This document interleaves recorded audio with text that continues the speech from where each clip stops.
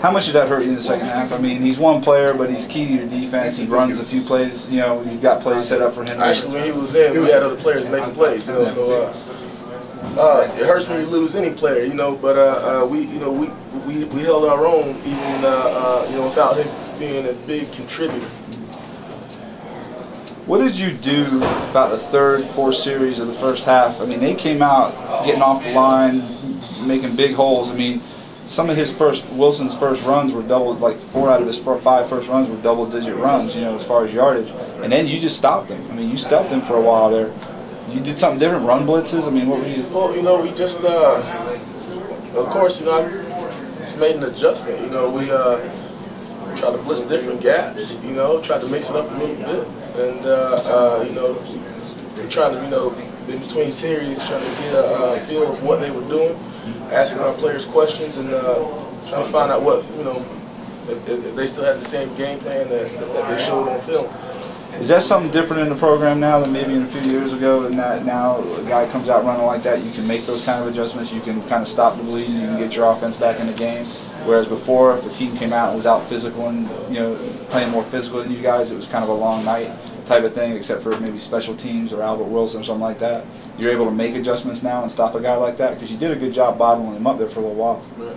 No, I think it's just a combination of things. You know, when the players know what's going on, they have a lot more confidence.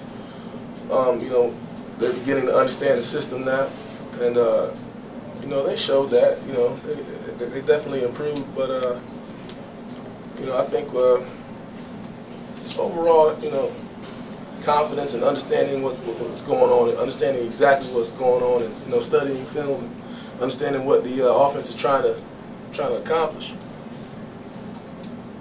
How do you stay in their head as far as you're in every game, you're right there, you pull within a touchdown late, but you're not coming away with the wins?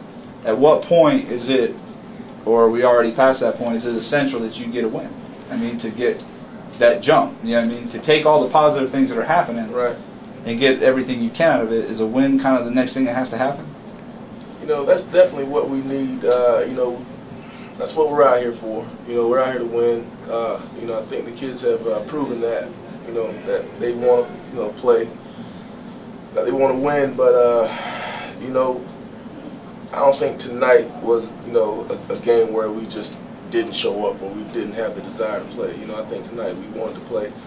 You know, I think they, you know, I think they came out and they made some pretty big stops. You know, on a very good running back. You know, on a very good team in Jensen Beach. Just so happens, you know, at this time we didn't win. But that being said, you know, we always tell the guys to keep fighting. You know, that's one thing we talk about. You know, you have to believe you can overcome any obstacle, no matter what it is. If it's 4th and, you know, 30, you got to believe you can convert. You know, if it's you know, 4th and inches, you got to believe you can stop the offense. You know, you just have to believe, you know, in the team and what we're doing and believing your teammates. So that's something that, you know, we've been preaching since day one, and we're going to continue to do that, no matter what happens. You know. How? It would seem, I don't know I didn't look through the roster, but I mean, man for man, it's another team that's outwinning you on the line, you know, but you're still finding ways through run blitzes, through, you know, all the different schemes you're running to get to the backfield, to make stops, to do things like that.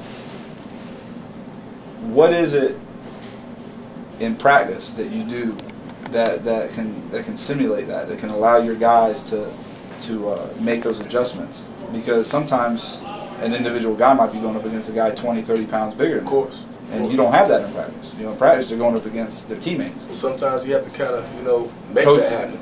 Yeah. Sometimes you have to kind of make that happen. You know, you because it seems like you're more competitive this year than in a couple of years past physically. You're able to overcome if a team's got weight on you. You know, you're able to deal with it. Well, you know, a lot of those kids were here last year, and you know, they've aged. You know, I guess you can say they've grown. You know, their football IQs have gotten a little bit better. You know, they've gotten a little bit bigger. You know, they've worked on their technique and things like that. They're not perfect, but they technique is making a difference, all right? Yeah, I believe so. You have to be technically sound. You know, both sides of the ball, offense, defense, special teams. Not to take anything away from Jensen Beach. You know, a well-coached team. You know, they're not small. You know, right. And you know, we just work on, like I said before, work on the little things and hope big things happen.